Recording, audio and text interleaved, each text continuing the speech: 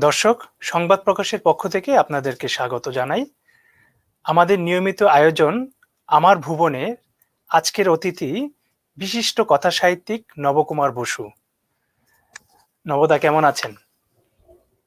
চলছে এখনো পর্যন্ত, যদিও অনেক দূর আচ্ছা, থেকে, কিন্তু দূর দেশ হ্যাঁ, থেকেও মোটামুটি এখনো পর্যন্ত ঠিকঠাকই চলছে। আচ্ছা। উম, আপনি লেখালেখির পাশাপাশি আহ, পেশায় ডাক্তার। মানে একটু ছোট্ট ভাবে একটু যদি বলি, মানে আমরা কথাটা শুরু করি এটা দিয়ে। আপনার একটা উপন্যাস আছে পুনর্বাসন, যেটা খুব বেশি আলোচনায় নেই, বাট এখনের এই সময়টাতে খুব বেশি মানে কি বলবো, মানে কন্টেম্পোরারি একটা ইস্যু, মানে বেধি নিয়ে একটা উপন্যাস আপনি লিখেছেন। তো সেই বেধি নিয়ে উপন্যাসটা নিয়ে আমরা কথা বলি এই করোনা মহামারী কালে। মানে ওই গল্প, মানে গল্পটার প্রেক্ষাপট, মানে উপন্যাসের প্রেক্ষাপট এবং আমাদের সামগ্রিক যে মহামারীর এই ব্যাপারটা নিয়ে একটু সংক্ষেপে যদি কিছু বলেন। সত্যি কথা বলতে কি, পুনর্বাসন উপন্যাস লিখেছিলাম, এত বছর হয়ে গেছে যে পুরোটা আমার মনেও নেই। আর একটা হচ্ছে যে আমাদের বঙ্গীয় প্রকাশনা জগতের আম, নিয়মে এবং গন্ডগোলে সেই উপন্যাসটির এখন যে কি অবস্থা, ব্যক্তিগতভাবে আমি নিজেও আমার প্রায় মনে নেই, জানিও না। আর এটা তো ঠিকই যে যেহেতু তুমি তো জানো আমি প্রবাসী, আমি তোমার সঙ্গে কথা বলছি ইংল্যান্ড থেকে। আমি যেহেতু প্রবাসী সেহেতু আমি খুব নিয়মিত এগুলোকে ফলো আপ করতে পারি না। আর ফলো আপ করতে না পারলে যা হয়, তার ফলে হয় কি যে লেখাপত্রগুলো অনেক সময় এদিক ওদিক চলে যায়, অনেক সময় অনেক গল্প উপন্যাসের বই অপ্রকাশিত থেকে যায়, আমি জানতেও পারি না। তাহলেও এটুকু আমার মনে আছে যে পুনর্বাসন উপন্যাসটা লিখেছিলাম অন্তত 15 বছর আগে, কি 16-17 বছর আগে হবে। এবং সেই উপন্যাসের মধ্যে বারবার করে একটা কথা বলতে চেয়েছিলাম যে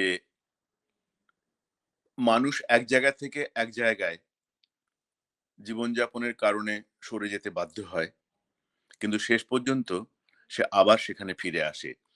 আর এটা তুমি বলার মাত্রই আমার আরেকটা জিনিস মনে হলো, প্রায় একই ধরনের থিম নিয়ে, যদিও তার পটভূমি একটু আলাদা। খুব সাম্প্রতিক আমি একটা উপন্যাস লিখেছি। উপন্যাসটার বিষয় আমি বেশি বলতে পারবো না, তার কারণ সেই উপন্যাসটা এবছরই একটি পরিচিত শারদীয়া পত্রিকাতে প্রকাশিত হতে চলেছে, বোধহয় বেরিয়ে গেছে দু একদিন আগে, আমি আচ্ছা, এখন জানতে পারিনি, কিংবা বেরিয়েছে। কিন্তু উদ্দেশ্যটা সবসময় এক, সেটা হচ্ছে যে জীবনযাপনের কারণে মানুষকে এক জায়গা থেকে এক জায়গায় সরে যেতে হয়, যাকে বলে রিপ্লেসড অথবা ডিপ্লেসড হতে হয়। কিন্তু তারপরে তার আসল উদ্দেশ্য থাকে কিন্তু জায়গায় ফিরে আসার জন্য, যেটা আমার নিজের জীবনের ক্ষেত্রেও কিছুটা সত্যি বটে। তার কারণ আমি দেশের লোক, কলকাতার মানুষ কিংবা মফস্বলগঞ্জের মানুষ, কিন্তু তারপরে আমার চলে আসতে হয়েছে জীবিকার কারণে, জীবনের কারণে প্রবাসে, এবং দীর্ঘকাল প্রবাসী। কিন্তু পুনর্বাসনের আহ, পুনর্বাসনের ইচ্ছেটা মনের মধ্যে কিন্তু পুরোদমে এখনো পর্যন্ত আছে। আর বিভিন্ন আচ্ছা, ধরনের সেই সময়কার কিছু মানুষকে নিয়ে তাদের জীবনে পুনর্বাসন কিরকম ভাবে আসছে যাচ্ছে এই সমস্ত নিয়েই আমার সেই উপন্যাসটা ছিল। আচ্ছা।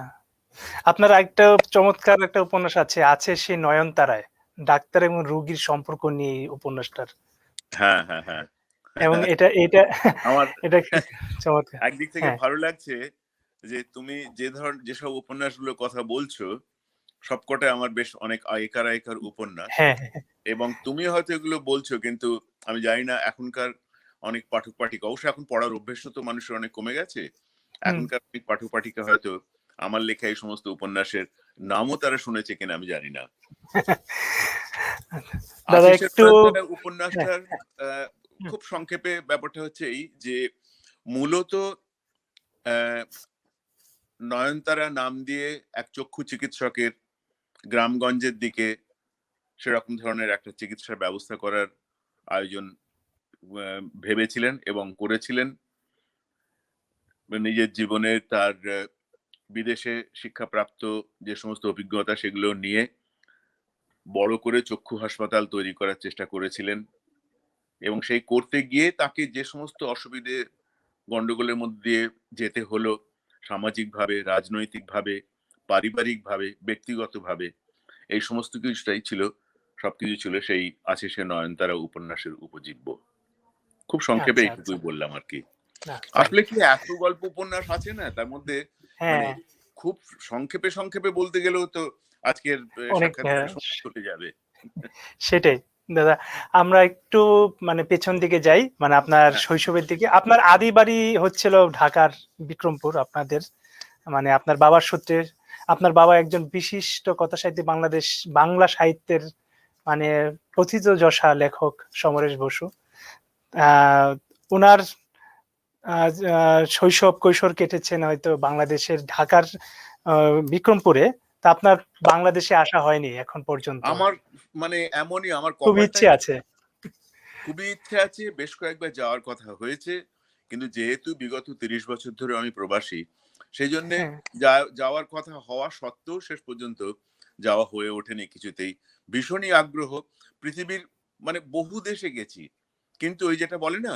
যে ঘর হইতে শুধু ২ পা চলিয়া, দুপা পেলিয়া। আমার সেই ২ পা চলিয়া কিছুতেই বাংলাদেশে আর যাওয়া হলো না। ভীষণ ইচ্ছে অবশ্যই হবে। যে চিরকালই শুনেছি, আমি কিন্তু বাঙাল কথা বলতে পারি। আমাদের বাড়িতে হ্যাঁ, তো আচ্ছা, আচ্ছা। আমাদের বাড়িতে আচ্ছা আমার মার ছিল একেবারে খাস যাকে বলা হয় পশ্চিমবঙ্গের ঘটি। আর হ্যাঁ, আমার আচ্ছা। বাবা ছিলেন একেবারে একেবারে মানে বাঙাল। একদম বাঙাল যাকে বলা হয়। হ্যাঁ, আর আমাদের বাড়িতে সেই যেটা হচ্ছে যে একেবারে একটা বাঙাল ঘটি মিশ্রণের পরিবেশ। মিশ্রণ ছিল। ওই যে কারণে নৈহাটির আমাকে যে অনেকে কেউ বাড়িটায়। জিজ্ঞেস করে, আমাকে কেউ জিজ্ঞেস করলে আমি একটু ঠাট্টা করে বলি, আমাকে জিজ্ঞেস করে হুম। তুমি বাঙাল না তুমি ঘটি? আমি বলি যে আমি হচ্ছি বাঘ। বাঙালের বা আর ঘটির ঘ। আচ্ছা, এই আচ্ছা। বাহ! কিন্তু খুবই ইচ্ছে, এখনো যাওয়া হয়নি। এরপরে যাবো। তখন তোমাকে জানাবো। অবশ্যই। আপনাকে আমাদের বাংলাদেশে আমন্ত্রণ। এবং এটা আমাদের মানে কি আপনারও বাংলাদেশ। আপনার মানে নিশ্চয়ই, পিতৃপুরুষের ভিটে নিশ্চয়ই, মাটি। নিশ্চিতভাবে। দাদা একটা জিনিস আ সেটা বলছিলাম হলো উম আপনার যে ক্লাসিক যে উপন্যাস 'চিরসখা' যেটা আচ্ছা, আপনার বাবা সমরেশ বসু ও মা গৌরী বসুর জীবনের উপর ভিত্তি করে আপনি লিখেছেন। ১১০০ পৃষ্ঠার এই উপন্যাসটা দেশ পত্রিকায় ধারাবাহিকভাবে প্রকাশ হয়েছিল। সেখানে সমরেশ বসুর চরিত্রটাকে আমরা দেখি হচ্ছিল বিভাস চৌধুরী এবং গৌরী বসু মানে আপনার মার চরিত্রটা দেখি অপর্ণার নামে। এবং মানে পুরো উপন্যাসটা আমার পড়া হয়েছে এবং এটার উপন্যাসটা জুড়েই দেখেছি আমি অপর্ণাই হলো মূল চরিত্র। তো এই উপন্যাসটার লেখার পেছনের যে কাহিনী বা পেছনের যে গল্পটা এটা যদি একটু বলেন। আচ্ছা খুব সংক্ষেপে বলছি। তার আগে একটা জিনিসও বলে নিই যে এটা তো আ এই বছরই আমি একটি শারদীয়া পত্রিকাতে চিরসখা উপন্যাস নিয়েই একটা লেখা লিখেছি। একটা আচ্ছা, বড় আচ্ছা। নিবন্ধ লিখেছি যে চিরসখা উপন্যাসের প্রাপ্তি ও সুখ-দুঃখ। এই বলে আমি একটা রচনা লিখেছি। যাই হোক, আ আসলে এত দীর্ঘ ৩ খণ্ডের উপন্যাস, কিন্তু শেষ পর্যন্ত উপন্যাস ছাপা হয়েছে একটি খণ্ডে। তার কারণ হচ্ছে যখন আনন্দ পাবলিশার্স থেকে এই উপন্যাস দেশ পত্রিকাতে দেওয়া হলো এবং ওরা বললেন যে অ্যা খণ্ড হলে উপন্যাস কেটে যায়, সেইজন্যে আমরা এটাকে ১ খণ্ডে করব। সুতরাং ১ খণ্ডে এত বড় ১১০০ পাতার উপন্যাস তুমি দেখেছো এবং প্রায় ৩ বছরের কাছাকাছি দেশ পত্রিকাতে ধারাবাহিক চলেছিল এই উপন্যাস। এই উপন্যাস লেখার একেবারে প্রাথমিক প্রস্তুতি এবং প্রেক্ষাপট হচ্ছে এই যে আমি তখন সদ্য বিদেশে এসেছি এবং তার আগে পর্যন্ত যাবতীয় যা লেখালেখি, যাবতীয় যা কিছু করেছি, তার যে একটা ইতিহাস ছিল, সেই ইতিহাসটা যেন হঠাৎ বন্ধ হয়ে যাওয়ার মুখে চলে এলো। যেটা হয় আরকি যে অপ্রস্তুত অবস্থায় বিদেশ বিভুঁইয়ে চলে এসে সেখানে আবার নতুন করে জীবন প্রতিষ্ঠা করা। সেই অবস্থাটার মধ্যে আমি চিরসখা লেখাটা শুরু করেছিলাম। তার কারণ চিরসখা হচ্ছে আমার নিজেকে বাঁচিয়ে তোলার একটা আগ্রহ। কোনমতে কিছু না কিছু একটা অবলম্বন করে আমি যাতে এই সাহিত্য ক্ষেত্রে থাকতে পারি। তার কারণ হচ্ছে তখন একটা জীবনে বড় টানাপোড়েন চলছে। একদিকে আমার এদেশের আবার চিকিৎসা শাস্ত্র নিয়ে নতুন করে হাসপাতালের কাজকর্মের মধ্যে ব্যস্ত হয়ে পড়া। তার সঙ্গে সাহিত্যের টানাপোড়েন। আর যারাই সাহিত্য চর্চা কিংবা কাব্যচর্চা এই সমস্ত করেন, তারা নিশ্চয়ই বুঝতে পারেন যে তারা কখনো পার্ট টাইম হতে পারেন না। তারা সবসময় বিশেষত আমি ছোটবেলা থেকে দেখে অভ্যস্ত একজন মানে বিখ্যাত বাংলা সাহিত্যের স্তম্ভ এবং পেশাদার লেখক সমরেশ বসুকে। সুতরাং বাবাকে দেখতে দেখতে এটা আমি বুঝেছিলাম একটা জিনিস, যে সাহিত্য চর্চা কিংবা কাব্য চর্চা যেটাই হোক না কেন, এটা কখনো পেশাদারিত্ব যদি তার মধ্যে না থাকে তাহলে শেষ পর্যন্ত হয় না। কিন্তু আমার তো কোনো উপায় নেই, আমার তো একদিকে ডাক্তারি রয়েছে, একদিকে কাজ রয়েছে। কারণ আজ যাই হোক না কেন এদেশে এসে পড়েছি, দেশে থাকলেও শুধু সাহিত্য চর্চা করে জীবনযাপন করব, সংসার ধর্ম জীবনযাপন করব, ছেলে মেয়ে মানুষ করবো, সেটা হয় না। আমাদের সময় আর সেটা সম্ভবও ছিল না। কিন্তু এদেশে এসে তো উপায় নেই, কিছু আমাকে করতে হবে। তখন ঠিক করেছিলাম যে ঠিক আছে, যে একটা সময় ভাগ করে নেব। সময়ের অর্ধেকটা যাবে আমার, অর্ধেকের একটু বেশিই যাবে হাসপাতালের কাজে। কারণ এদেশে কাজের সময় মানে কাজের সময়। সেই সময়কে অন্যদিকে কোনো রকম ভাগ দেওয়ার কোনো উপায় নেই। আর বাকি সময়টা একদম নিয়ম করে লিখতে বসলাম। তার কারণ হচ্ছে তার মধ্যে আমার কয়েক বছর ২-৩ বছর কেটে গেছে। আমি আস্তে, আস্তে বুঝতে পারছি যে আমি বাংলা সাহিত্য থেকে একটু দূরে চলে আসছি। চেনা পরিচিতরা অনেকে এরকম ধরনের আশঙ্কাও প্রকাশ করেছেন। পরবর্তীকালে সুনীল দা এই নিয়ে লিখেও ছিলেন যে, একটা ভালো গল্প-টল্প পড়ছিলাম, একটা ছেলে লিখছিল। সে কি হঠাৎ উধাও হয়ে গেল? এরকম ধরনের মন্তব্য অনেকে করেছেন। হুম, একটা দীর্ঘ আর লেখাও লিখেছিলেন সুনীল দা। হ্যাঁ, এবং আমি কিন্তু তখন ভাবছি যে আমি তো উধাও হয়ে যাইনি। কিন্তু আমি নিরুপায় হয়ে রয়েছি। তখন দেখলাম যে এই নিরুপায়তা কাটানোর জন্য আমি তখন হসপিটাল থেকে ফিরে আসার পরে আমি তখন ২ টো জীবিকা নিয়েই একেবারে উঠে পড়ে লেগেছিলাম। এবং নিয়ম করে প্রত্যেকদিন হাসপাতাল থেকে ফিরে আসার পরে ৫টা ২০ পর্যন্ত আমি বিশ্রাম নিতাম। তারপর ১ মগ চা কিংবা কফি নিয়ে আমি লিখতে বসতাম, এবং তখন আমি ভেবে দেখলাম যে খুব স্বতঃস্ফূর্তভাবে যে লেখা আমাকে প্রণোদিত করছে, সে হচ্ছে এরকম ধরনের একটা কাহিনী কিংবা কিছু, যা একটা মানুষের স্ট্রাগল। কিরকম ভাবে একটা মানুষের স্ট্রাগল, এবং সেই স্ট্রাগলকে পেছন থেকে কিভাবে সমর্থন দিয়ে আরেকজন তুলে নিয়ে আসছেন তাকে। অথচ সেখানে প্রচুর টানাপোড়েন রয়েছে জীবনযাপনের মধ্যে, নানান রকম কিছু। সেখানে সেখানে দারিদ্র্য আছে, সেখানে রাজনীতি আছে, সেখানে সামাজিকতা রয়েছে। এই প্রেক্ষাপটটা নিয়ে চোখ কান বুজে একদিনকে লেখা শুরু করে দিলাম। কিন্তু তখন আমি জানতাম না যে শেষ পর্যন্ত এই উপন্যাস এই বিশাল হয়ে দাঁড়াবে। ১ম খণ্ড লিখেছিলাম। ১ম খণ্ড লিখতে আমার প্রায় ১.৫ বছর চলে গিয়েছিল। লেখার পরে ভাবলাম যে আমি তো বিদেশে চলে এসেছি, আমাকে তো আর কেউ দেখবে না। কারণ আমাদের দেশের নিয়মটাই তাই, যে চোখের সামনে না থাকলে মানুষ তাকে আস্তে, আস্তে ভুলতে শুরু করে। কিন্তু আমারও জেদ তখন একটা, যে আমি কিন্তু নিজেকে ভুলতে দেব না। অন্তত তার জন্য চেষ্টাটা আমি করে যাব যথাসম্ভব। ১ম খণ্ড লেখার পরে আনন্দ পাবলিশার্স এর বাদল বসু ছিলেন, তখন বেঁচে ছিলেন। বাদল বসুকে দিয়ে এলাম। দেওয়ার পরে উনি বললেন যে, "ওরা তো একটু উঁচু থেকে কথা বলেন তো। মানে সোজাসুজি, ও আচ্ছা হ্যাঁ, কিংবা কি জান, আচ্ছা ঠিক আছে রেখে যাও।" সবসময় আনন্দবাজারে এটা কিন্তু নিয়ম। হ্যাঁ, হ্যাঁ। "আচ্ছা ঠিক আছে, রেখে যাও।" রেখে এলাম। কিছুদিন পরে আমি জানি তাহলে তো দেখবে না। ঠিক আছে, কিন্তু আমি ভাবছি আমি আমার লেখা লিখবো, দেখা যাক কি হয়। সুতরাং চলে আসার পরে আমি দেখলাম যে আমার এই ১ম খণ্ড লেখার পরে আমার মোটেও তুষ্টি হচ্ছে না। আমি আবার লিখব। সুতরাং আমি ২য় খণ্ডে এসে লিখতে শুরু করেছি। কিছুদিন পরে খুব অকস্মাৎ একটি চিঠি এলো কলকাতা থেকে, আনন্দ পাবলিশার্স থেকে। আমাকে বাদল বসু লিখে পাঠালেন যে, "তোমার এই উপন্যাসটি আমাদের এখানে পড়া হয়েছে। তো উম কিন্তু বোঝা যাচ্ছে যে এই উপন্যাসটার মধ্যে তোমার ব্যক্তিগত এবং পারিবারিক জীবনের অনেক কিছু প্রতিফলন ঘটেছে। সেই দিকগুলো একটু ভেবে দেখতে হয় এবং তাতে অনেক সাবধানতা অবলম্বন করতে হয় আমাদের। তুমি একটু ভেবে দেখো।" আমি এই চিঠির উত্তর দিলাম এই, যে আপনাদের হয়তো ব্যক্তিগত কিংবা পারিবারিক কথা মনে পড়েছে হয়তো আমার এই লেখা লিখতে, লিখতে। কিন্তু আমি সেসব কথা ভেবে লিখিনি। আমি একটি জীবন, একটি সময়কে চিহ্নিত করতে চেয়েছি। এবং আপনাকে আপনার অবগতির জন্য জানাই যে আমি এই উপন্যাসের ২য় খণ্ড লিখছি। ব্যাস, আর কিছু না। আচ্ছা, এরপরে আচ্ছা। আরো চলে গেছে বছরখানেক, বছর ১.৫ চলে গেছে। কলকাতাতে গেছি, বইমেলার সময় দেখা হয়েছে। বাদল বসুকে ব্যক্তিগতভাবে চিনি। দেখা হয়েছে, "বাদলদা ভালো আছেন?" "হ্যাঁ, ভালোই আছি। তোমার কি খবর?" বললাম। বললেন, আমি বললাম যে, "কিছু ভাবছেন নাকি আমার লেখাটা, উপন্যাসটা নিয়ে?" "কি ভাবা হবে? তুমি তো ২য় খণ্ড লিখছো বললে।" আমি বললাম, "হ্যাঁ, ২য় খণ্ড না, ২য় খণ্ড শেষ হয়ে গেছে। আমি ৩য় খণ্ড লিখছি।" বলল, "ও তাই নাকি? লেখো, লেখো। দেখা যাক কি হয়।" ৩য় খণ্ড লেখা হয়ে যাওয়ার পরে আবার পাঠিয়েছিলাম। তার মধ্যে যথারীতি যখন শুরু করেছিলাম, তার মধ্যে প্রায় বছর ৪, ৪.৫ কেটে গেছে। এর মাঝখানে অবশ্য আমি অন্য ২-১ টা লেখা লিখেছিলাম তখন। এবং তারপরে কিছু হবে না, আমি জানি। এত বড় দীর্ঘ উপন্যাস কেউ ছাপবেও না। এই সময় এত দীর্ঘ উপন্যাস কেউ ছাপেও না।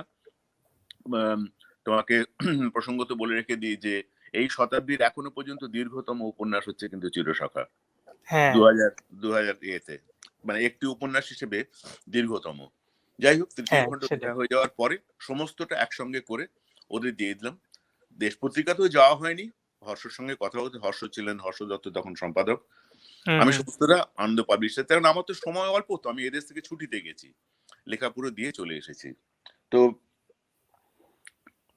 বাদল যথারীতি আমি বললাম ঠিক আছে থাক, দেখা যাক কি হয়। কিন্তু পরে আমি বুঝতে পেরেছিলাম যে ওরা কিন্তু ভেতর ভেতর আমার এই উপন্যাসটা নিয়ে উৎসাহী হয়ে উঠেছিলেন যথেষ্ট। এবং আরো অনেক কিছুই শুনেছি যে প্রথম খণ্ড তখন সদ্য সদ্য সাগরময় ঘোষ অবসর নিয়েছেন, তার কাছে পাঠানো হয়েছিল। এবং বেশ কিছু দেশ পত্রিকাতে একটা লেখা, বড় সেরকম ধরনের লেখা লিখতে গেলে অনেকেই বাইরে থেকে ভাবেন অনেক কিছু, কিন্তু নানান রকম ভাবে স্ক্রুটিনি করা হয়। তার কারণ সেখানে আইনগত কোনো ফাঁক থেকে যাচ্ছে কিনা, সেখানে কোনো হুম। অস্বস্তিকর ব্যাপার কিছু আছে কিনা, যাতে মানে প্রতিষ্ঠান অথবা লেখক কিংবা অন্যান্য কেউ তারা কোনো অসুবিধায় পড়ে যান কিনা, এরকম ধরনের বহু ব্যাপার আছে যেগুলো আমরা বাইরে থেকে বুঝতে পারি না। কিন্তু সেই সেটাই। 3টি খণ্ডই শেষ পর্যন্ত ওদের ওখানে চলে যাওয়ার পরে দেশ পত্রিকার দপ্তর থেকে ঠিক করে যে এটা ছাপবে। এবং আমি আমার জীবনের একটা খুব মানে ভালো দিন ছিল সেইটা, যখন দেশ পত্রিকা অফিস থেকে আমাকে টেলিফোন করে জানানো হলো যে নবোদা আপনার 3টে খণ্ডে 3টি নাম আছে, পাল্টে একটা করুন। তার কারণ আমরা এই 3টি খণ্ড একসঙ্গে দেশ পত্রিকাতে ধারাবাহিক হিসেবে ছাপবো। সুতরাং সেটা আমার জীবনের একটি রেড লেটার ডে। এবং আমি বাহ। বলেছিলাম যে ঠিক আছে আমি একটু ভেবে দেখি বলে, এই শুধু নামটা ঠিক করতে আমি কয়েকবার ভেবেছিলাম, কিন্তু যখন নামটা ঠিক করে পাঠিয়েছিলাম তখন লিখেছিলাম যে আমি কিন্তু এই নামের পরিবর্তন করব না, তাতে এই উপন্যাস নিয়ে তোমাদের যা করার আছে তোমরা করো, কিন্তু নামটা কিন্তু কখনো আর বদলাবো না।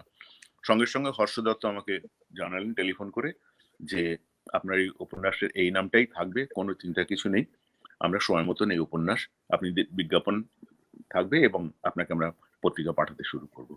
এই হচ্ছে চিরসখা উপন্যাসের লেখা, বাকিটা তো ইতিহাস। তার হ্যাঁ কারণ হ্যাঁ উপন্যাস সেটাই। প্রকাশের কিছুদিনের মধ্যেই আমি এদেশ থেকে আমি দেখতে পেতাম না, আমার তার জন্য একটু মন খারাপ লাগতো ঠিকই, কারণ তার প্রতিক্রিয়াটা আমি সামনে থেকে দেখতে পারতাম না, কিন্তু বিভিন্ন পাঠক পাঠিকাদের কাছ থেকে জানতে পারতাম যে এই উপন্যাস আহ, খুবই পাঠকরা ভালো সমাদৃত হয়েছে। ভালোভাবে নিয়েছেন, সমাদৃত হয়েছে এবং হ্যাঁ একদম। আহ, প্রচুর চিঠিপত্র ওদের দপ্তরে আসতো। সেসব আমার যদিও দেখা হয়নি সবকিছু, কিন্তু পাঠকরা মোটামুটি নিয়েছেন উপন্যাস, সেটা বোঝা গেল। হ্যাঁ, ওই উপন্যাসে আপনার মানে পারিবারিক পরিমণ্ডল ছাড়াও মানে আরো বেশ কয়েকজনের নাম আমরা দেখেছি। সজনীকান্ত দাস, সাগরময় ঘোষ, নারায়ণ গঙ্গোপাধ্যায়, উত্তম কুমার, এমনকি চলচ্চিত্রের অভিনেত্রীদের সঙ্গে যাদের সঙ্গে সমরেশ বসুর এক ধরনের সম্পর্ক তৈরি হয়, মানে বেনামে এই চরিত্রগুলিও আসছে। যাই হোক দাদা, যেহেতু প্রসঙ্গটা আসছে, মানে সমরেশ বসুর প্রসঙ্গটা আসছে, সমরেশ বসুর দারিদ্র্যের কথা আমরা জানি। আপনার কেউ মানে মানে আপনার কথা বলতে গেলেও শোনা যায় যে আপনার শৈশব এবং কৈশোর মানে ভয়ঙ্কর দারিদ্র্যের ভিতর দিয়ে কেটেছে, এবং আপনি স্কুলে ফ্রি অথবা হাফ ফি দিয়ে পড়াশোনা করেছেন। খুব হুম। কষ্টের জীবনযাপন করেছেন আপনাদের সেই নৈহাটির 24 কষ্টে পরগনায় যে জীবনটা নৈহাটির বলতে বাড়িতে। কষ্টে বলতে ছিল আসলে চূড়ান্ত দারিদ্র, এবং সেই দারিদ্রটা ঠিক এখন ভাবা যায় না কিরকম ধরনের দারিদ্র সেটা। কিন্তু দারিদ্রের মধ্যে কষ্টের কথাটা ছিল বটেই, কিন্তু কষ্টের সঙ্গে যদি আনন্দ মিশে যায় তাহলে শৈশব এবং বাল্যকালে এবং কৈশোরেও সেই কষ্টের কথা আর মনে থাকে না শেষ পর্যন্ত, কারণ আনন্দ দিয়ে কষ্ট কিন্তু ঢাকা পড়ে যায়। তার কারণ যে কষ্টটা ছিল সেটা ছিল শারীরিক, সেটা ছিল অর্থনৈতিক, এরকম একটা অবস্থার মধ্যে দিয়ে কেটেছিল বেশ ছোটবেলায় অনেকটা সময়। তার কারণ হচ্ছে যে আমার বাবার লেখক জীবন এবং আমার বয়স, আমি বাবার তৃতীয় সন্তান। বাবা আমার আহ, আমার বাবার লেখক জীবন এবং আমার বয়স মোটামুটি প্রায় একই রকম, কাছাকাছি 2-3 বছর এদিক ওদিক। তার কারণ 1946 সাল থেকে আমার বাবার লেখক জীবন সেরকম ভাবে শুরু হলো যখন প্রথম গল্প আদাব বেরিয়েছিল, আর আমার জন্ম হচ্ছে 1949 সালে। সুতরাং 3 বছরের তফাৎ, তারপরে বাকি সময়টাতে এরকম ভাবেই চলেছে। এবং সেই সময় তো বাবার কারাবাস থেকে চলে আসা এবং কারাবাসের পরে আর কোনোদিন চাকরি করব না, সরকারি চাকরি খোয়া যাওয়া ইত্যাদি ইত্যাদি ব্যাপার ছিল। আমাদের জীবনযাপনটা সেখান থেকে সেরকম ভাবে শুরু হলো, এবং আমি বেশ কিছু জায়গাতে এই ব্যাপারে বলেওছি যে তার উপমাটা এরকম ভাবেই দেয়া যায় যে পেছনে আমার মা ছিলেন বলে, যে একটা ভাঙা নৌকো নিয়ে ৬টা প্রাণী একটা ঝঞ্ঝা বিধ্বস্ত নদীতে ভেসে পড়লো। এরকম ধরনেরই ছিল আমাদের ছোটবেলার জীবনযাপনটা। সুতরাং তারপরের অবস্থাটা কি হতে পারে সেটা হচ্ছে যে যেকোনো কারুর নিজের জীবনের কল্পনা দিয়েই তারা বুঝতে পারবেন। কিন্তু সবটাই হুম, সম্ভব হয়েছিল যে একদিক থেকে সমরেশ বসুর এই ডিটারমিনেশন, জেদ, এবং শুধু জেদ থাকলে তো হয় না, তাকে অবলম্বন দেওয়ার জন্য ছিলেন আমার মা। সুতরাং এই আমার মা এই চরিত্রটি যদি না থাকতেন তাহলে হ্যাঁ, সমরেশ বসু তৈরি হওয়ার সম্বন্ধে মানে আমি বললে ব্যাপারটা অন্যরকম শোনাবে, কিন্তু অন্যান্য বহু মানুষরাই বা আমার সমসাময়িক মানুষরাও তারাও বলেছেন যে পেছনে এই মানুষটি না থাকলে বোধহয় সমরেশ বসু শেষ পর্যন্ত সমরেশ বসু কিংবা কালকুট হয়ে উঠতে পারতেন না। সেটাই। এবং সমরেশ বসু যখন ওই জেলখানা থেকে আসার পরে যখন উনি সিদ্ধান্ত নিলেন যে উনি ফুল টাইম লেখক হবেন, এবং খুব রিস্কি একটা ব্যাপার, বাংলায় লিখে মানে পুরোদস্তুর লেখক হওয়া, এটা নিয়ে আবার দেবেশ দাও একটা লেখা লিখেছিলেন, একটা প্রতিক্রিয়া দিয়েছেন, হ্যাঁ। সুনীল দাও লিখেছেন। হুম। তো আমি সেইগুলো থেকে বলতে চাচ্ছিলাম যে উনি তখন মানে অফিস করার মতো করে লেখালেখিটা শুরু করলেন, মানে একটা ফুল টাইম জব হিসেবে। আমিও যতটুকু জানি আপনিও এখন এই মুহূর্তে মানে আপনার বাবার মতো করে ফুল টাইম মানে লেখালেখিটা অফিসের মতো করে করেন আর কি। তো একদম। হ্যাঁ, এই জায়গাটা একটা মানে আপনার একটা কোড, মানে খুব জনপ্রিয় একটা কোড আছে। সেই কোডটা হচ্ছে হলো, সাহিত্যে কোনো ঘরানা নেই, কোনো উত্তরাধিকার নেই। দাদা এই ব্যাপারটা একটু যদি আপনাকে একটু বিশ্লেষণ করতেন। আমি সবসময় মনে করি যে শুধু সাহিত্যের না, শিল্পের দিক থেকেও অনেক সময় হয় কি যে যদি একটা উত্তরাধিকারের প্রশ্ন এসে যায় তাহলে সবসময় সেই উত্তরাধিকারের ব্যাপারটা নিয়ে সেটাকে একটা উপমা হিসেবেও ব্যবহার করা হয়, উদাহরণ হিসেবেও ব্যবহার করা হয়, এবং সেটা পরবর্তীকালের যিনি থাকেন, উত্তরকালের যিনি, তার পক্ষে এটা একটা বিপদের জায়গা হতেই পারে। যেমন আমার পক্ষে আমার মাথার পিছনে বিশাল চালচিত্রের মতন আমার বাবার নাম আছে। আমার বাবা ভীষণ বিখ্যাত মানুষ। এত বিখ্যাত, বাংলা সাহিত্যের একটি স্তম্ভ বলা হয়। ৩ বন্দ্যোপাধ্যায়ের পরে সমরেশ বসু, এরকম ভাবেই বলা হয়, বাংলা সাহিত্যের ব্যাখ্যা করা হয় সেরকম ভাবে। আমি যখন, আমাদের ভাই বোনদের মধ্যে আর কেউ সাহিত্য চর্চা করেনি, ৫ ভাই বোনের মধ্যে আমি করি। আমি যখন এই সাহিত্য চর্চা করতে এসেছি, খুব স্বাভাবিকভাবে এরকম ধরনের একটা আ উম কম্পারিজন এটা এসে যে যায় মানুষের মধ্যে, এবং সেটা আমার পক্ষে খুব বিপদের কারণ। কিন্তু বিপদের কারণ ভেবে আমি কিছু করব না সেটা তো হতে পারে না। তার কারণ আমি দেখেছি যে আমার নিজের প্রকাশের সমস্ত প্রবণতাটাই হচ্ছে লেখার মাধ্যমে। ছোটবেলা থেকে, খুব ছোটবেলা থেকে, ৬ বছর বয়স থেকে। সুতরাং আমি যদি সেটাকে নিয়ে নার্চার না করি, আমি যদি সেটার সঙ্গে যদি লেগে না থাকি, তাহলে আমার নিজের প্রতি অবিচার করা হবে। সুতরাং আমি উত্তরাধিকারের কথা একদম ভাবিনি, এবং পরবর্তীকালে ভেবে দেখেছি যে কিছু কিছু ক্ষেত্রে, বিশেষত যেমন সঙ্গীতের ক্ষেত্রে, সেখানে একটা জেনেটিক ফ্যাক্টর কাজ করে। তার কারণ সেখানে ভোকাল কর্ডের ব্যাপার আছে। সুতরাং সঙ্গীতের ক্ষেত্রে কিন্তু এটা সম্ভব হতে পারে, কিন্তু সাহিত্যের ক্ষেত্রে হয় না। তার কারণ সাহিত্যের সমস্ত ব্যাপারটাই তৈরি হয় মানুষের, ইংরেজিতে যেটাকে বলে ফ্রম উইদিন ইয়োর সেলফ, নিজের ভেতর থেকে উৎসারিত যে ব্যাপারটা, সেটার জন্য কোনো হুম, ঘরানা থাকে না, সেটা নিজের থেকেই তৈরি হয় আস্তে আস্তে। তারপরে একটা যেটা হয় সেটা হচ্ছে প্রভাব। আমার ক্ষেত্রে সেটারও সুযোগ খুব একটা বেশি হয়নি। তার কারণ আমি একটা কৈশোর বয়সের পরে, আমি যখন থেকে কলকাতাতে চলে এসেছি, তখন থেকে আমি বাড়ি থেকে বিচ্ছিন্ন অনেকটাই। সুতরাং প্রভাবিত হওয়ারও খুব একটা সুযোগ আমার হয়নি। কিন্তু একটা জিনিস আমি দেখেছি, এই জীবনটাকে আমি দেখেছি। ওই জীবন যাপনটাকে দেখেছি। তার মধ্যে দিয়ে আমি বড় হয়েছি। সুতরাং এরকম ধরনের একটা জীবিকাকে যদি গ্রহণ করতে হয়, তাহলে তার জন্য যে সাধনার দরকার, তার জন্য যে কষ্ট করা দরকার, তার জন্য যে নিয়মতান্ত্রিক হওয়া দরকার, সেটা আমি পালন করতে শিখেছি খুব সম্ভবত সেই থেকেই।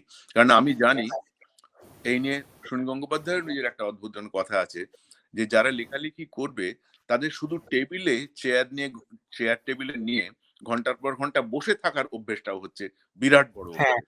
হ্যাঁ, কোমরের এটা জোরের সবাই কথা পারে না। বলেছিলেন। এটা সুনীল দা বলছিলেন কোমরের জোর লাগে নাকি? হ্যাঁ, কোমরে জোর লাগে এবং তাতে যদি কোমর ভেঙেও যায় শেষ পর্যন্ত, হ্যাঁ, তারা কিন্তু ওইটা করবে। যারা এই অভ্যেসটা করতে পারেনি, তারা আর যাই হ্যাঁ, হোক না কেন, তারা পেশাদার লেখক-লেখিকা হতে পারেন না। হ্যাঁ, বহুক্ষণ সেই। একটানা বসতে হবে। আমি লিখি, চাই না লিখি, আমি পড়ছি, আমি কিছু ভাবছি, আমি কিছু না কিছু করছি, কিন্তু আমি এক জায়গায় বসে আছি। এই বসে থাকার এই বসে থাকার ট্রেনিং আমার ছোটবেলাতে কিছুটা অন্যরকম ভাবে হয়েছিল। সেটা ছিল আমার দাদামশাইয়ের কাছ থেকে। আমার দাদামশাই যোগেন্দ্রনাথ মুখোপাধ্যায়। তিনি হুম, ছোটবেলাতে আমাদের শিক্ষা দিতেন ঠিক ওরকম ভাবেই, যে কিরকম ভাবে মানুষ মানে কনসেনট্রেট করতে পারে। ভাবনা চিন্তায় কি করে গোছ করতে পারে। এটা করার জন্য যেটা দরকার সেটা হচ্ছে চুপ করে বসে থাকা। আচ্ছা, এবং শাস্তি হিসেবে উনি সেরকমভাবে সেটা ঠিক করেছিলেন। শাস্তি কি? কোন কারণে দুষ্টুমি করলে, গন্ডগোল করলে যা ছিল, কোণের দিকে গিয়ে চুপ করে বসে থাকতে হবে। এবং নো আচ্ছা, আচ্ছা, মুভমেন্ট। ওই এদিকে আচ্ছা, মাথা চুলকোচ্ছে, ওইদিকে পিঠ চুলকোচ্ছে, যা হয় বাচ্চাদের। না, চুপ, একদম। তুমি নড়তে পারবে না। চুপ করে বসে থাকা। এই চুপ করে বসে থাকার ব্যাপার হচ্ছে মানুষের একাগ্রতাকে জাগিয়ে তোলা একটু, একটু করে। তা এই ধরনের আচ্ছা। ব্যাপারগুলো আমি আমার পরিবার থেকে পেয়েছি। কিন্তু আমার যেটুকু সামান্য লেখালেখি কিংবা কিছু আমি যেটুকু করে যাচ্ছি এখনো পর্যন্ত, সেটার পেছনে আমি খুব একটা প্রভাবিত হতে পারিনি আমার বাবার লেখা-টেখা ইত্যাদি থেকে। না, কিন্তু সেটা আমরা দেখতেই পাই। আপনি একদম মানে সমরেশ বসুর প্রভাবমুক্ত। আপনি স্বতন্ত্র একটা ধারা তৈরি করেছেন।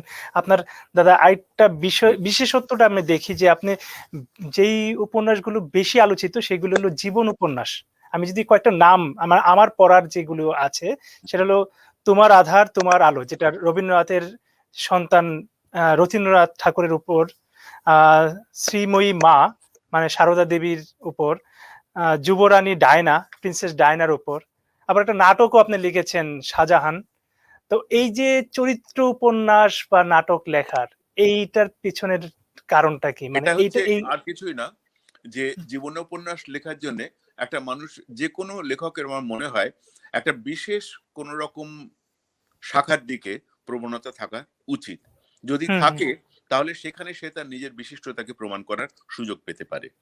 আমি একটা জিনিস ভেবে দেখেছিলাম যে বিশেষ, বিশেষ জীবনকে অবলম্বন করে তাদের কথা নিজের মতন ভাবনা দিয়ে আবার বলা, এটার প্রতি আমার একটা অদ্ভুত ধরনের দুর্বলতা আছে। এবং যে কারণে আমার চিরসখা লেখার পরেই বড় উপন্যাস হচ্ছে সারদা দেবীর জীবন নিয়ে উপন্যাস লেখা। হ্যাঁ, আমাকে অনেকের কাছে অনেক 'শ্রীময়ী মা'। শ্রীময়ীমা, অনেকের কাছে অনেক কৈফিয়ত দিতে হয়েছে। অনেকের কাছে বলেছি, বহুবার দূরদর্শনে বিভিন্ন জায়গাতে সাক্ষাৎকারেও বলেছি যে ১ম খণ্ড উপন্যাস লিখেছিলাম 'লাবণ্যে পূর্ণ প্রাণ'। হুম, সেই উপন্যাস ছাপা হয়েছিল আনন্দবাজারের শারদীয়া সংখ্যায়। কিন্তু লেখার পরে মনে হয়েছিল যে এটা পুরো হয়নি উপন্যাসটা লেখা। সুতরাং আমি আবার তার ২য় খণ্ড লিখেছিলাম 'কেউ পর নয়'। পরবর্তীকালে আনন্দ পাবলিশার্স থেকে ২ খণ্ডের বড় উপন্যাস রয়্যাল সাইজের বই বার করা হলো। এবং আমি বলেছিলাম যে আমার কেবলই এই মহিলা অদ্ভুত ধরনের একটা আমাকে মানে প্রভাবিত করেছেন এরকম ভাবে ভেতর থেকে, যে তিনি তো সেই অর্থে লেখাপড়া শেখেননি, নিজের নাম সই করতেও পারতেন না, অথচ লক্ষ লক্ষ কোটি কোটি মানুষকে তিনি তার তাকে প্রণাম করার জন্য তাদের মাথা নিচু করে দিয়েছে তার পায়ের কাছে। কেন? কিসের জোরে? কোত্থেকে এই জোরটা এলো? কোন বিশ্বাস থেকে? ঠিক এই বোধটা থেকে আমি সারদা মায়ের জীবনটাকে স্টাডি করতে শুরু করি। এবং স্টাডি করতে, করতে এতখানি মানে তার মধ্যে ডুবে গিয়েছিলাম যে আমি এদেশ থেকে ছুটি নিয়ে শেষ পর্যন্ত কামারহাটি এবং জয়রামবাটিতে গিয়ে আমি হাজির হয়েছিলাম সেখানে।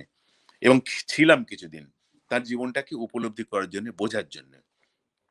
তো সেটা গিয়ে ওখানে থাকাতে তখন আস্তে, আস্তে একটু, একটু করে ভাবতাম যে এখনকার জীবন থেকে ১০০ বছর, ১২০ বছর আগে কিরকম ছিল? এই গ্রাম কেমন ছিল? এই রাস্তা কেমন ছিল? এই তেঁতুল গাছটা তখন ছিল কিনা? এই যে আমোদর নদ, দামোদরের একটা শাখা নদী, সেইটা পেরিয়ে যেতে হতো হুগলি থেকে বাঁকুড়া জেলাতে। আমি সেটা হেঁটে, হেঁটে যাতায়াত করতাম। এই করে, করে দেখে, দেখে, দেখে, দেখে এই উপন্যাস একটা মোটামুটি ফর্মে এলো। সুতরাং জীবন উপন্যাস হিসেবে ১ম এটা বেরোলো এবং ১ম উপন্যাস জীবন উপন্যাস হিসেবে এটা মোটামুটি সমাদর লাভ করেছিল। তারপরে এবং এটা প্রসঙ্গত এটাও বলে রাখি যে পরবর্তীকালে এই উপন্যাস বাম ইয়েতে অনুদিত হলো ওড়িয়া ভাষাতে এবং এই উপন্যাস আচ্ছা, সাহিত্য একাডেমি হুম, পুরস্কার পেয়েছে ভারতে। তো বাহ! এটা আমার পক্ষে একটা খুবই আনন্দের খবর যদিও।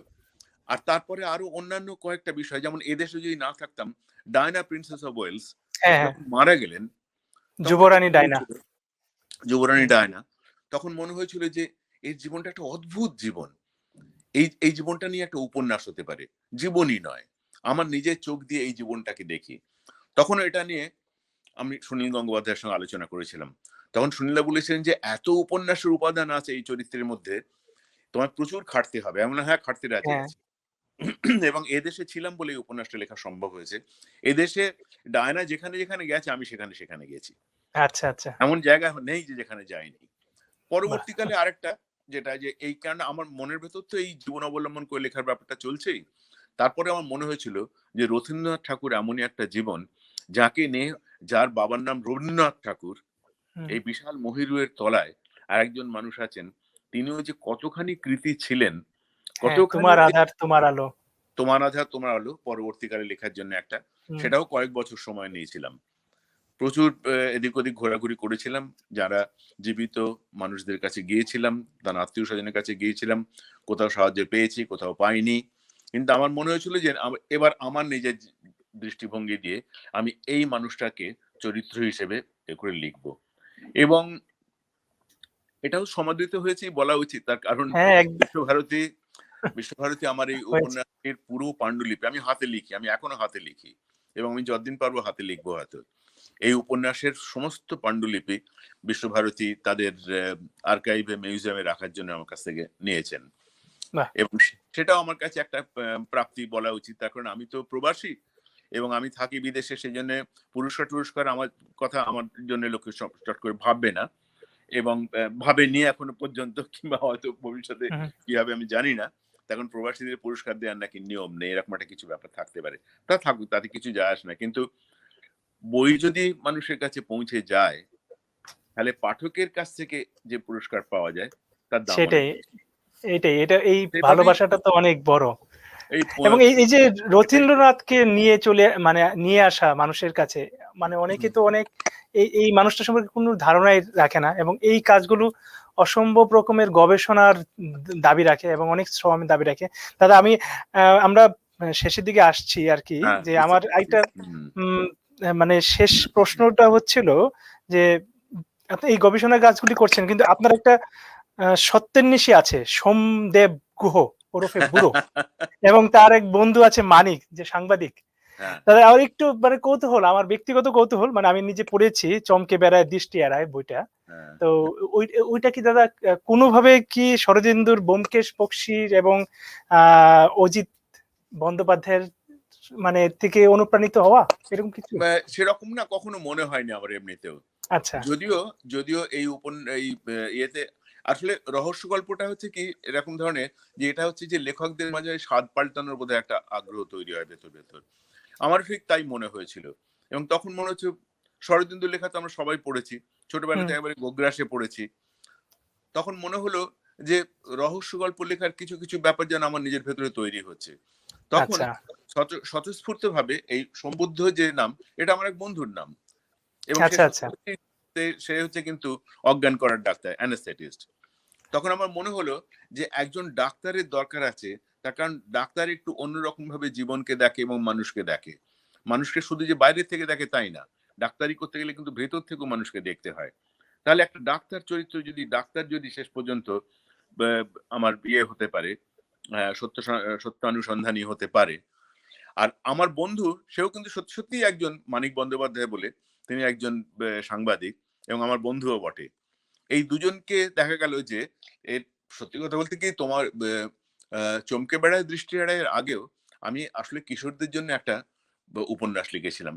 সেই কিশোরদের উপন্যাসটা ছিল তখন এই যে বুড়ো যে সোমদেব হ্যাঁ, গুহ বুড়ো। যে, এ হুম, এ হচ্ছে ডাকনাম বুড়ো। হ্যাঁ, হ্যাঁ, এ হচ্ছে তখন মেডিকেল স্টুডেন্ট ছিল। তখন সেইটা নিয়ে আমি একটা কিশোর উপন্যাস লিখেছিলাম ১ম আনন্দমেলা পত্রিকাতে। সেই থেকে আচ্ছা, বুড়োর ১ম এ জন্ম হলো আরকি। মানে আচ্ছা, হিসেবে। এই চরিত্র রহস্য হিসেবে। গল্প, হ্যাঁ, হ্যাঁ, সত্যান্বেষী হিসেবে।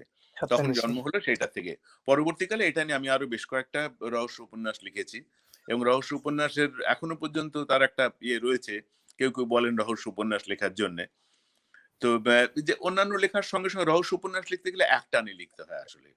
কারণ তার মাঝখানে অন্যদিকে যদি এখন আর একটানে লেখার সুযোগ হয় না অনেক সময়।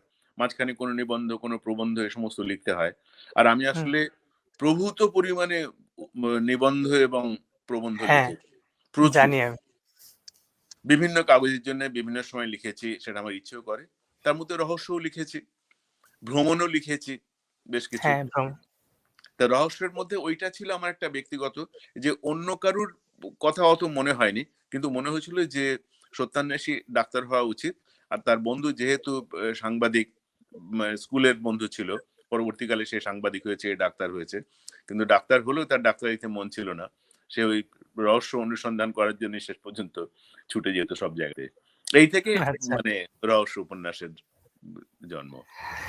দাদা আমি যতটুকু জানি যে আপনি বাংলা ভাষার প্রবাসে মানে এটাকে উম যেন সমৃদ্ধি পায় সেটা নিয়ে আপনি দীর্ঘদিন ধরে কাজ করছেন এবং আপনি নাটক এবং গানের সংগীতের চর্চাও করেন পাশাপাশি। তো আমাদের ইচ্ছে, এই আজ করার ইচ্ছে হয়ে উঠি না। হ্যাঁ, এবং এই ভালোবাসাটা এবং মানে এই জায়গাটা আপনার আছে। আমি জানি যে সংগীতের ব্যাপারে আপনার এক ধরনের ভালোবাসা আছে এবং আপনি এটা মানে আমার সংগীত মনে হয়। চর্চাও করেন। তো আমরা অনুষ্ঠানটা দাদা শেষ করতে চাচ্ছি আপনার মানে কণ্ঠে একটা গানের মধ্য দিয়ে। আপনি যদি আমাদেরকে একটা গান শোনান। হ্যাঁ, দেখি একটা গান না শোনালে অন্তত একটা মানে কয়েক লাইন হ্যাঁ, হ্যাঁ, অন্তত হয়তো শোনাতে ঠিক পারবো। আছে। এখন ওকে, ওকে গানটা দাদা। এমন ব্যাপার যে যেকোনো এই ধরনের ব্যাপারগুলো কি যদি অভ্যাস না থাকে, এগুলোকে নিয়ে চর্চা করতে হয়।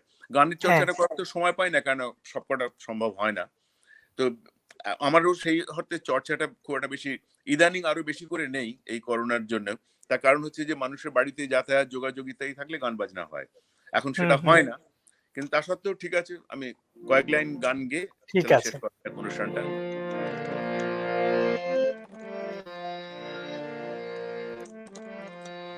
পড়ে যেতে পারে। অচেনাকে ভয়ে কি আমার রে, অচেনাকে চিনে চিনে উঠবে জীবন ভরে, অচেনাকে ভয়ে কি আমার রে, অচেনাকে চিনে চিনে উঠবে জীবন ভরে, অচেনাকে ভয়ে কি আমার রে।